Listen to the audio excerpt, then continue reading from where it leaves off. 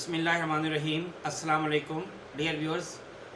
Material for first position in board part 9। आज आपके लिए इंग्लिश ग्रामर का बहुत सा मटेरियल लेकर आया हूँ। बहुत सारे रूल्स हैं। ऑलमोस्ट 99% लोग इन रूल से काफ़ी हद तक बेखबर हैं। मैं शुरू करता हूँ। मैं, तुम और वो नमाज पढ़ते हैं। अब देखिए, जब आप इसको ट्रांसलेशन करते हैं तो आप यूँ करेंगे कि आई, यू एंड ही, जबकि उसूल ये है कि जब भी अच्छा काम हो, नमाज पढ़ना अच्छा काम है, तो पहले आपने यू बोलना है और आई एंड में आएगा, ही हमेशा दरमियान में आएगा। तो इसकी ट्रांसलेशन हम ये करेंगे कि you, he and I offer prayer. और अगर ये होता कि वो, तुम और मैं फिल्म देखते हैं, तो ट्रांसलेशन ऐसे नहीं होगी कि पहले मैंने वो कहा तो आपने पहले ही लगाना है, फिर तुम कहा तो फिर यू लगाना है। नहीं, बुरे काम के लिए आई हमेशा स्टार्ट में होगा, यू हमेशा एंड में होगा, ही दरमियान में रहेगा। तो इसका हम बनेंगे I, he and you watch movie. Next है गुड बाय और बाय बाय। लोगों को अंदाज़ा नहीं है, हर जगह कहीं बाय बाय यूज़ कर देगा, गुड बाय यूज़ कर। इसका भी एक रूल है। रूल ये है कि एल्डर जो है वो यंगर को गुड बाय बोलेगा, क्योंकि उसमें दुआ है, और यंगर एल्डर को बाय बाय बोलेगा। यहाँ पे आपको मैं साथ ये बताता चलूँ कि इंशाल्लाह ये जो मेरे लेक्चर कंटिन्यू है material for first position board, जब ये कंप्लीट होंगे तो मैं एक बहुत अच्छी सीरीज़ शुरू करूँगा जिसका नाम टॉपिक होगा कि हाई फाई इंग्लिश। उसमें मैं हर चीज़ नए अंदाज में बताने लगा हूँ, क्योंकि हम ना कॉमन वर्ड्स यूज़ कर करके अब हम थक गए हैं। Happy birthday, good morning, sorry, thank you, can you repeat please, I know, I understand, I am angry, I am board, वगैरह वगैरह। ये हर चीज़ के मैं आपको नए वर्ड्स जो है ना इंशाल्लाह आपको दूंगा। इसके अलावा सैकड़ों और इंशाल्लाह, मतलब जो भी आम वर्ड यूज़ हो सकते हैं, गुड का इस्तेमाल बहुत आम होता है, वगैरह वगैरह, इन सब चीज़ों का इंशाल्लाह आपको, ग्रेट का वर्ड होता है वगैरह, मैं इनको बहुत अच्छी आपकी इंशाल्लाह हाई फाई इंग्लिश आपको दूंगा। नेक्स्ट है शट और क्लोज। हमें अंदाज़ा नहीं है, हम समझते नहीं शट कहाँ यूज़ होना है, क्लोज का इस्तेमाल होना है। शट होता है फॉर शॉर्ट पीरियड और क्लोज होता है फॉर लॉन्ग पीरियड और फॉर परमानेंटली। जैसे हम कहते हैं शट योर माउथ, इसका मतलब थोड़ी देर के लिए। हम कहते हैं क्लोज अ टॉपिक, बस अब पक्का पक्का इस टॉपिक को क्लोज कर दो, अब दोबारा इस पर डिस्कस नहीं होगी, ठीक है। इसी तरह पुट मीनिंग रखना, कीप मीनिंग रखना, प्लेस मीनिंग रखना। लेकिन हमें अंदाज़ा नहीं है पुट का इस्तेमाल करना है, कीप का करना है, प्लेस का इस्तेमाल करना है। तो याद रखें, पुट हम बोलते हैं जब हमें कोई चीज़ वैसे ही किसी जगह पे रख दे और वो उसकी कोई रखने की जगह नहीं होती, वैसे ही हम किसी तरह टाइम रख देते हैं। आप पढ़ रहे हैं बुक, आपके हाथ में, आपकी अम्मी ने बुलाई, आपने वैसे ही किसी जगह बुक रख दी और आप चले गए, या आपने पुट किया। कीप करते हैं किसी चीज़ को उसकी प्रॉपर जगह पे रखना। जैसे आपके पास अलमारी है, कबर्ड है, आप उसमें अपने कपड़े कीप करते हैं। और प्लेस होता है किसी चीज़ को permanently for the long period आप किसी चीज़ को किसी जगह पे रखते हैं ना, वो प्लेस होता है। मसलन आपके घर में बेड आपने एक जगह प्लेस किया हुआ है, फ्रिज आपने प्लेस किया हुआ है, ये होता है प्लेस। इसी तरह टाई मीनिंग बांधना, ठीक है, किस चीज़ को हम टाई कर देते हैं किसी रस्सी वगैरह के साथ। लेकिन अगर हम कह रहे हैं ना बेल्ट बांधे, तो हम उसके लिए हम फासन का वर्ड इस्तेमाल करेंगे, फासन। और एक वो बांधना होता है जो जानवर को हम पैक के साथ जो है वो बांधते हैं, उसके लिए वर्ड इस्तेमाल होता है टेदर, TETHER। इसी तरह मे और कैन, हमें अंदाज़ा नहीं कहते can he come in sir, मे आएगा जहाँ पे आपको परमिशन लेनी पड़े वहाँ पे मे आएगा, और जहाँ पे आपके इख्तियार ना हो वहाँ पे भी मे आएगा। मसलन मे आई कम इन, या आप कहते हैं इट मे रेन टुडे, हो सकता है आज बारिश हो, क्योंकि आपके इख्तियार नहीं है, बारिश तो अल्लाह के पास है। तो इस तरह कैन आएगा जहाँ पे आपको काम करने की ताकत हो या आपके पास इख्तियार हो, वहाँ पे आप कैन आएगा। आप क्या सकते, आई कैन रन, ये आपके इख्तियार है, आप भाग सकते हैं। अच्छा, कुछ कंडीशनल सेंटेंस बहुत टिपिकल हैं, और अगर आपको ये 4 कंडीशनल सेंटेंस आते हैं तो आपकी 80% इंग्लिश आपकी दुरुस्त हो जाएगी। पहला तो ये है कि अगर वो आएगा तो मैं जाऊँगा, 2 गा आ जाए, तो याद रखिए इफ़ ही कम्स आई शैल गो। इसमें रूल एक याद रखिएगा, इफ़ के बाद कभी भी विल, शैल और वुड नहीं आते।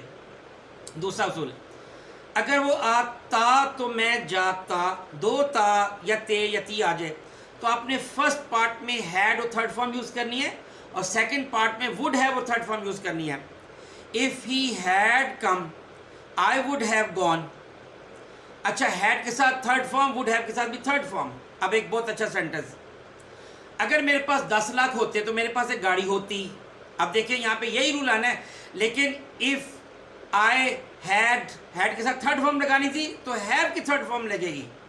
If I had 10 lakh rupees I would have had a car. देखा कितना अच्छा आपको सेंटेंस लगा होगा।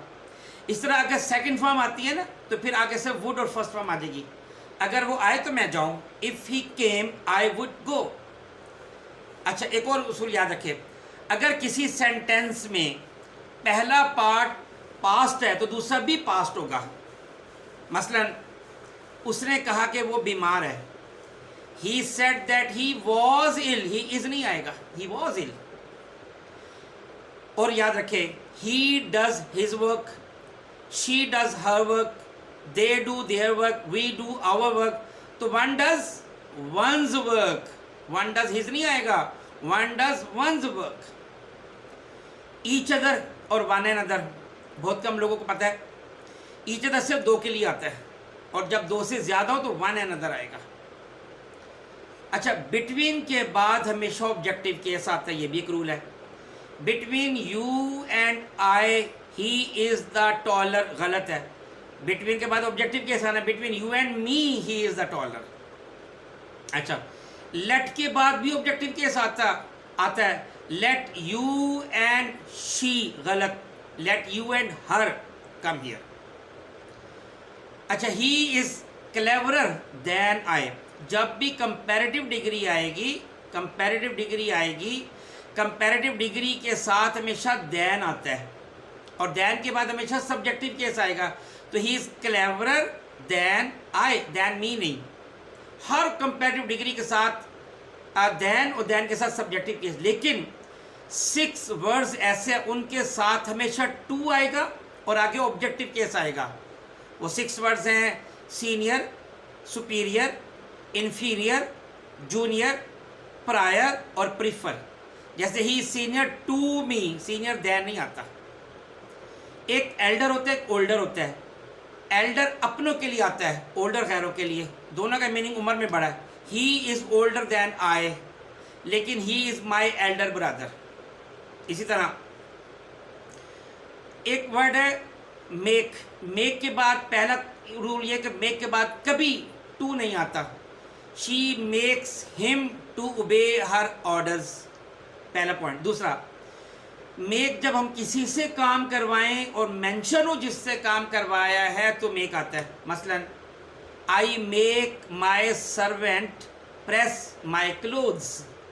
अगर मैं ये कहता हूँ मैं कपड़े सी करवाता हूँ, किससे ये नहीं पता, तो फिर मेक नहीं आना, फिर गेट आना है, और गेट के साथ थर्ड फॉर्म आनी है। फिर मैं कहूँगा I get my clothes pressed. अगला रूल, रिफ्यूज्ड और डिनाई। रिफ्यूज होता है बात मानने से इनकार करना, और डिनाई होता है जुर्म से इनकार करना। देखो, he refuse to accept my invitation, यहाँ पे रिफ्यूज आ गया, उसने बात नहीं मानी, मेरी इन्विटेशन कबूल नहीं की।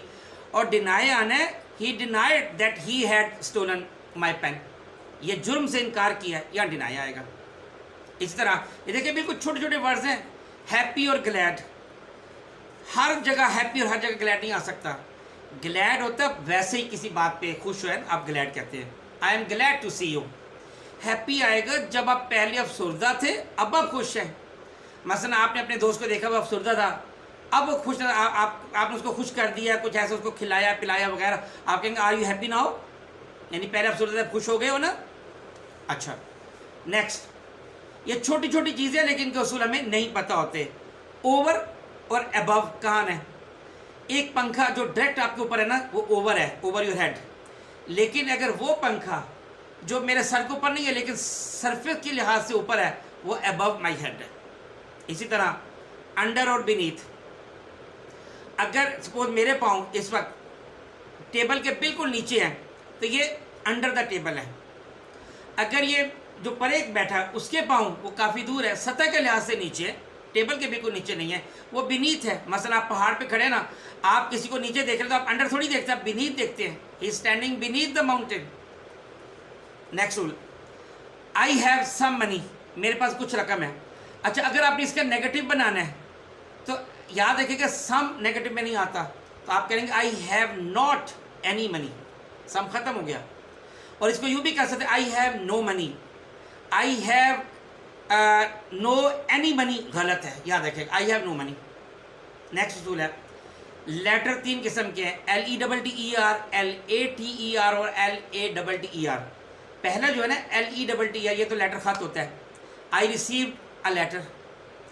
LATER लेटर होता है देर से, ही केम लेटर देन आई, वो मुझसे ज़्यादा देर से आया।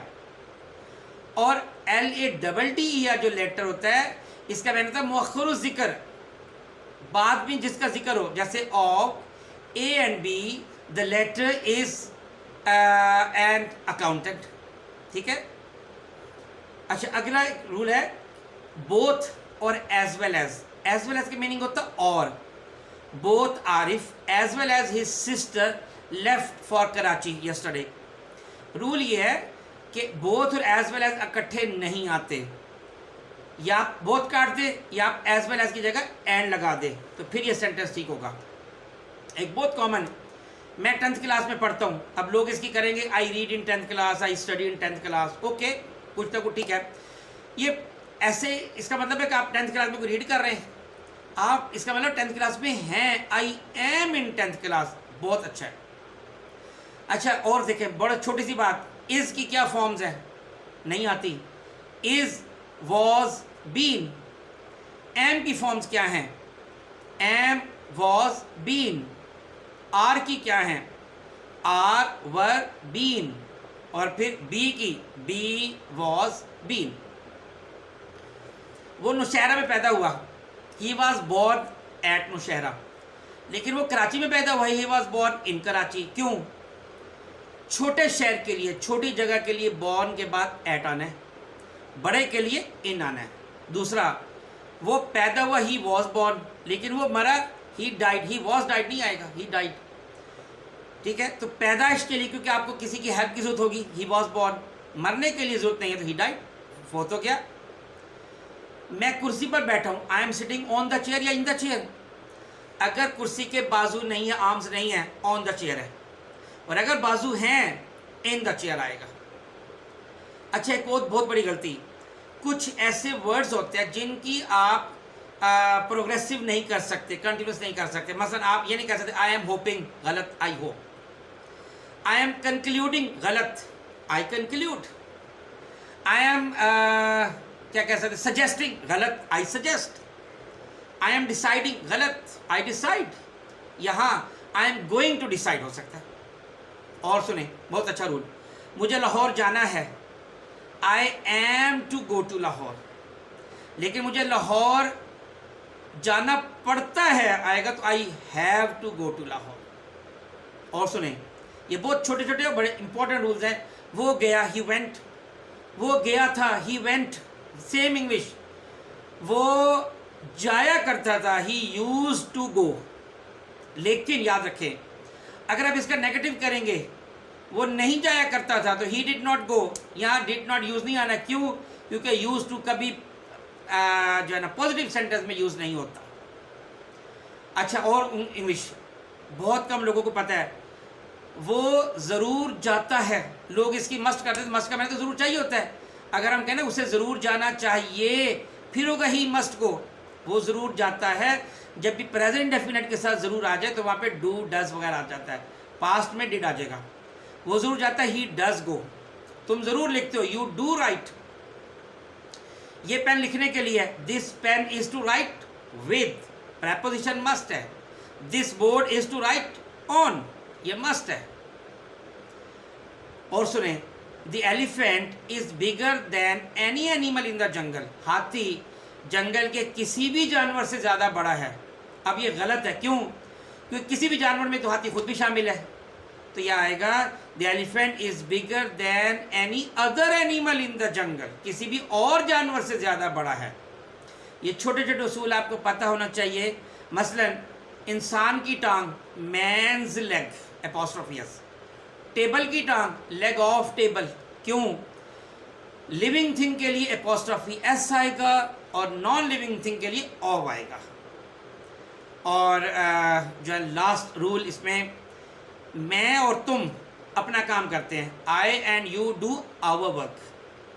जब भी फर्स्ट और सेकंड पर्सन आ जाए तो फर्स्ट पर्सन को प्रेफरेंस होती है, और अगर तुम और वो अपना काम करते हैं, you and he do your work, जब सेकंड और थर्ड पर्सन आ जाए तो सेकंड पर्सन को प्रेफरेंस होगी।